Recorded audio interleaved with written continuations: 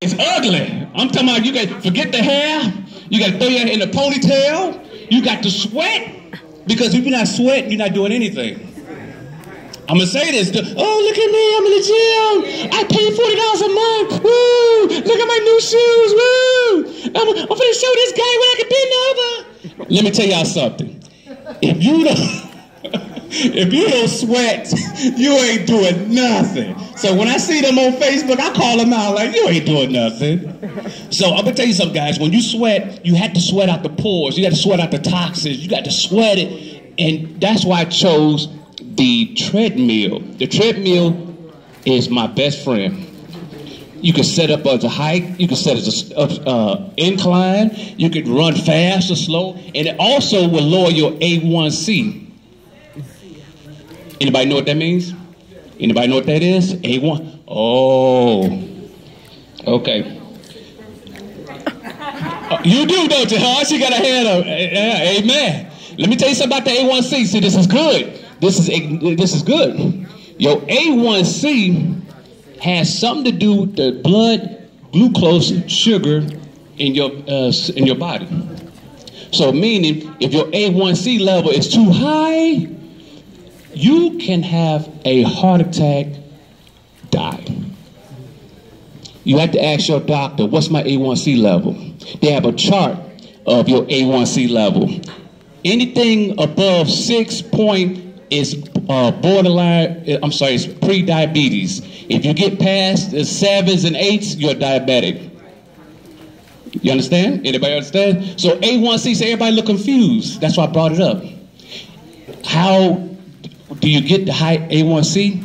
Sugar, candy, grandma cakes, sweet potato pies, Mars bars, Snickers, all them Snicker bars, they're addictive. And I'm gonna tell y'all something, sugar is more addictive than cocaine. Sugar is addiction. I'm talking about, have you seen little kids who don't have no sugar? They all, grandma, grandma. Then you get a piece of candy running around, flipping around, and yeah, that's the sugar. If you take too much sugar in your system and your A1C level gets past the 6s, you are in trouble. You're putting your body in jeopardy. So you have to cut back.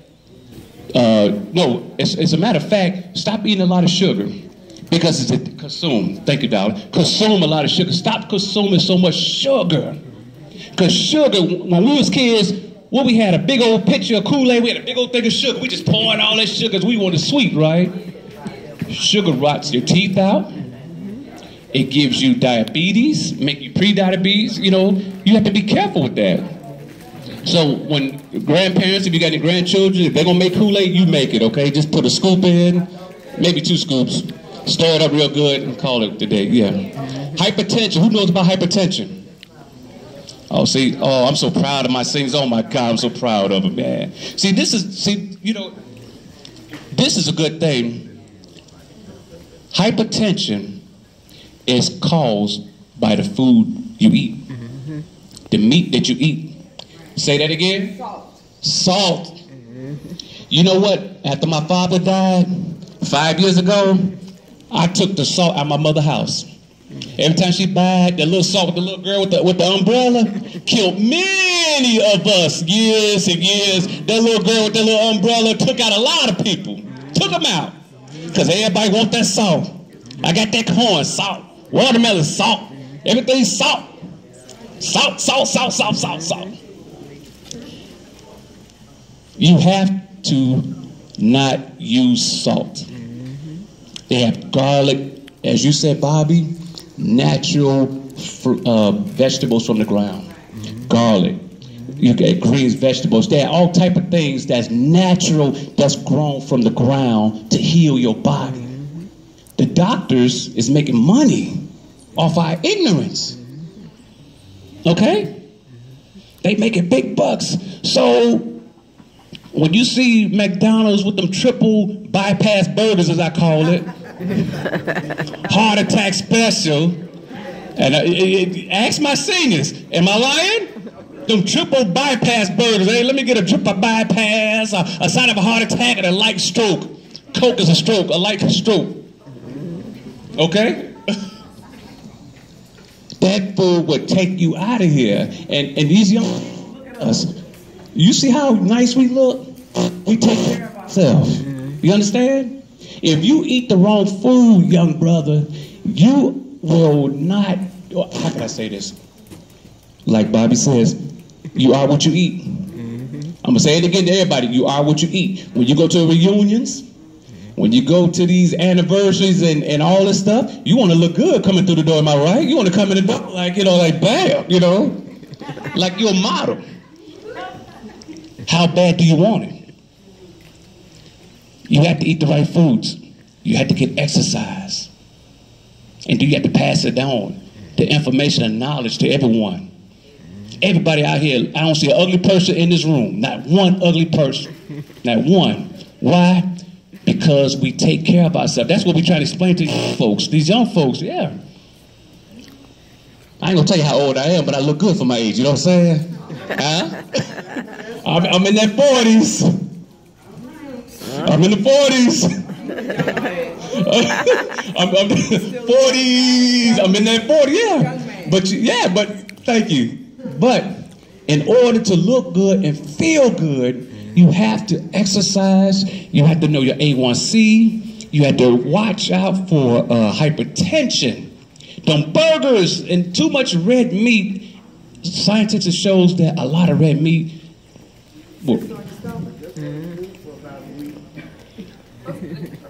That's true. Beef sits in your stomach for years. So a lot of people out there, they'll say, well, I can't lose weight. You have to detox. Anybody selling detox products up here? Detox? She'll tell you, Bobby will tell you, you have to detox your system. You have to flush it out because it's a fact that you can have, 32 pounds of undigested poop in your system. Waste in your system. Walking around. So you see guys walking around like that? Hey, now, how you doing now? Hey. Hey, how you doing? At the barbecue and stuff? You gotta, hey, now, what up, boy? And he just want to eat that gut, because I'm telling you, that's a lot of waste. Thank you. That's a lot of waste. So Uncle Ted and these guys walk around like that. Now, I'm not trying to tell you anything, but I'm making a joke to make a point to send a message. You had to detox, flush yourself out, clean yourself out. Bobby has a nice, wonderful post, desk, everything, fiber-wise. Oh my goodness, man, fiber. Another thing, fiber. I remember when I'm a late bloomer, guys. Fiber. I told my doctor, I said, fiber? He said, yeah, you need fiber, because if you don't eat fiber, you become constipated. And when you're constipated, hey, now, all right, now, what's going on? What y'all got over here? Hey, how you doing? Hey, come here, girl, come here. You know what I'm saying? In the club, hey, come here, girl, come here. You have to have fiber every day to clean yourself out. Ask my seniors. And I said, fiber? He said, yeah, fiber. I'm like, okay, I don't eat a lot of fiber, but you learn something new. You have to have a good relationship. Okay? What'd you say? Wheat bread, see, fiber, a form of fiber. See, you know. And make sure you pick a doctor or a nurse that has their best interest in your heart, not in your wallet. Pick someone that cares about your health and they want to heal you. Am I talking too long, guys? Am I losing people? Am I talking good? I'm talking good? Okay. I ain't gonna hold y'all because I know y'all want to dance and get the food and get this wrap up and all this stuff but what I'm trying to say is, guys, that I love the shocked look on the faces when I say the A1C. You guys have a phone. Look it up. Stop believing what the doctors say. Get a second opinion. There's nothing wrong with getting a second opinion. There's nothing wrong with asking doctors 100 questions. You want me to take this 3 times a day? What is this? What is it for? What's the side effects? Because sometimes the medication, Bob will tell you, will do more damage than helping you out. So now you got to fix another problem. Or take this. Okay, this one broke. Now take that. No. Do your research. The doctors is in it to make money. If you have a good doctor, God bless you. If you got a good nurse who care about you, God bless you. Because there are some doctors out there that care. And when you get a hold of them, what we cover? Hypertension, diabetes, more exercise. Okay, guys. So now, if you have diabetes, I'm going to say this to people out there who have diabetes, it is not a death sentence. Do not fall into depression. Oh, I got diabetes, oh, I'm going to die. No. Doctors say, oh, take some of this. This will take care of you. Take some of this. No, okay. I have took medication from the doctor and threw it in the garbage can. You too? Well, I'm going to take this for you because, you know, you having problems and stuff. Okay. I look it up online, toss it in the garbage. And that was 5 years ago. I remember, I'm going to say this, guys. When my father died, I never had a panic attack in my life, right?